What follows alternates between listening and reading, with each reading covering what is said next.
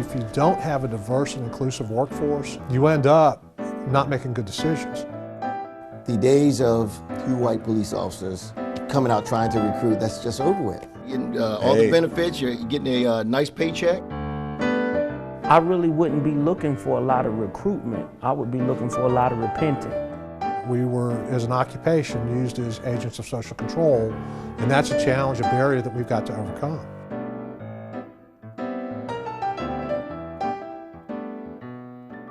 Thanks a lot for listening. You're listening to We Are One, the Norfolk Police Department and you. And of course, we've got the men in blue, of course, here. It's Thursday morning at a gospel music radio station in Norfolk, Virginia, and the officers are making their regular visit. We have a system in place where people who are suspected of committing crimes... They're here to take questions from a mostly black audience about policing in the community. Okay. But also... Right. And again, give us the recruitment qualifications, requirements. The moment that you enter into the academy, the first day of your academy, you're actually being paid. You're an employee of the police department. Wow. Yes, you're getting all the benefits, you're getting a nice paycheck, and you're being paid to work out. Oh, man, I'll take that. Yes, sir. Yes, sir. It's a pitch targeted at African Americans.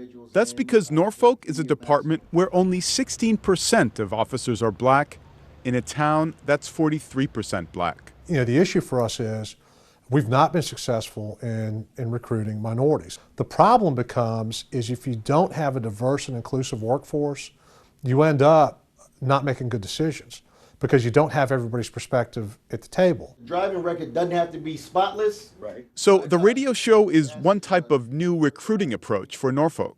The chief says his department has always looked for ways to diversify, but I will say when Ferguson happened, you know, we had to redouble what we were doing. So it has been a factor. And it's just a tough sell at this point. And it does get a little frustrating that you put a lot of effort into it and you still can't seem to bring what you need to into your police academy. Ferguson, New York, North Charleston. Community, about half of this community is African American, yet 80% of the police department, as I understand it, is white. Is it time for that to change? Yes. Yes. This has all been the past year in America. And police forces are boosting efforts to make themselves look more like the communities they serve. An analysis by USA Today found that in at least 50 medium to large cities, the percentage of black officers is less than half the percentage of the African American population. And most are in concentrated areas. A fifth of all black officers work in just 3 cities. Across town from the radio station, applicants for Norfolk PD get ready for a physical fitness test. Squad, move. They've already failed it once. Today will be their last shot. Police say just finding qualified candidates of any color is a big challenge. And when it does come to minority candidates... Because of Ferguson and now recently because of the Baltimore incident, everybody wants to try to have more diversity and more inclusion. So we're constantly competing against all the other area police departments. You'll remember Sergeant Brabson from his pitch at the radio show.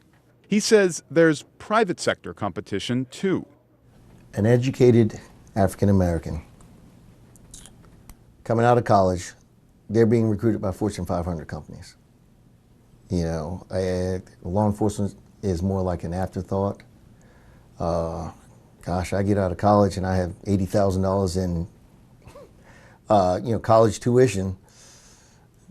Not a lot of people want to come and work for $40,000 a year.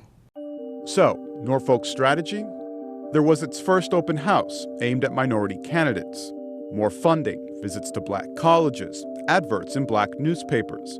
Just trying to get out in the community more. Even updating the old entrance exam, which had a disproportionate rate of failures among minorities. Now police say they've been more and more successful, but it's still tough. The days of 2 white police officers coming out trying to recruit, that's just over with. And nobody's doing that anymore. And I've seen it myself. I wouldn't say it unless I had seen it myself. And I've talked to a lot of police departments and a lot of recruiters. It's just not out there anymore.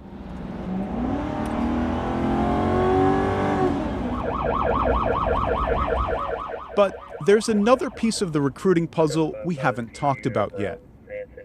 So what happened?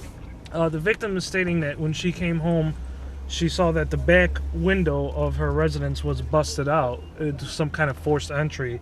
When she started calling 911, she heard commotion inside the house and she observed. These are the daily interactions of a police force in the community. And as the chief told a local paper, if you don't become part of the community, you'll never win the recruitment battle. There's no doubt that we were, as an occupation, used as agents of social control back during the Civil Rights era, back before that. So there's a lot of history there, and that's a challenge, a barrier that we've got to overcome.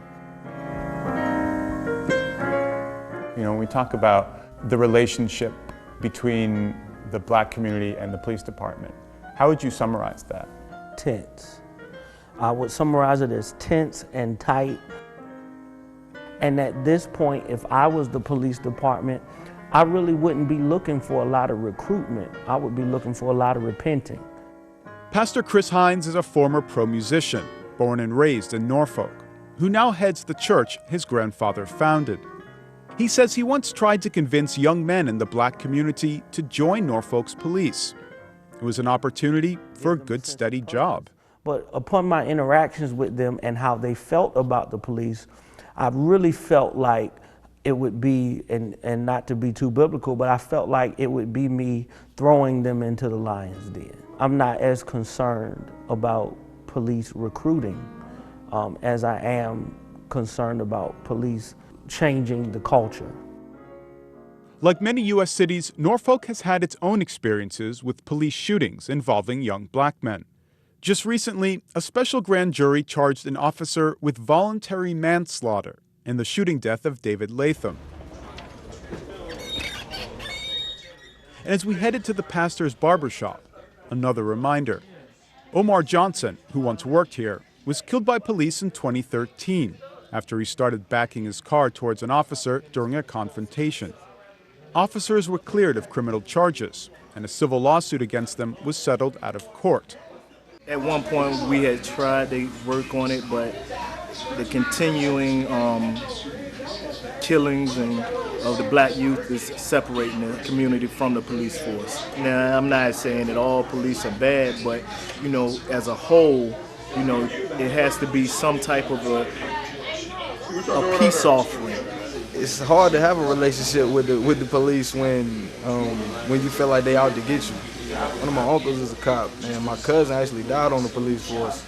So I know that there's a lot of good guys that want to be cops and that feel like they can actually help the community, and I salute to them, but I wouldn't see myself being a part of it. Why not? I feel like I can make a bigger difference doing something else. I don't really feel like I'd be making much of a difference.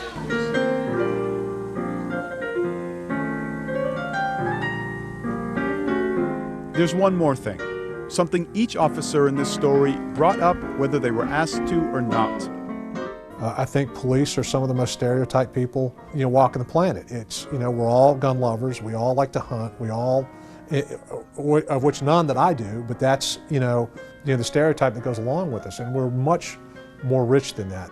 This uniform that we put on doesn't change who you are, where you came from. All these emotional things that people experience, we experience the same thing. You have to take each officer as an individual. But for some, it's tough to get past that uniform. You want us to love you as people, but when you put the uniform on, there is also an arrogance that's often carried with that they are above the law. Having a diverse police force may be part of the solution, but how much a part depends on who you ask. It's just one more piece of the puzzle to figure out about how to police in today's America.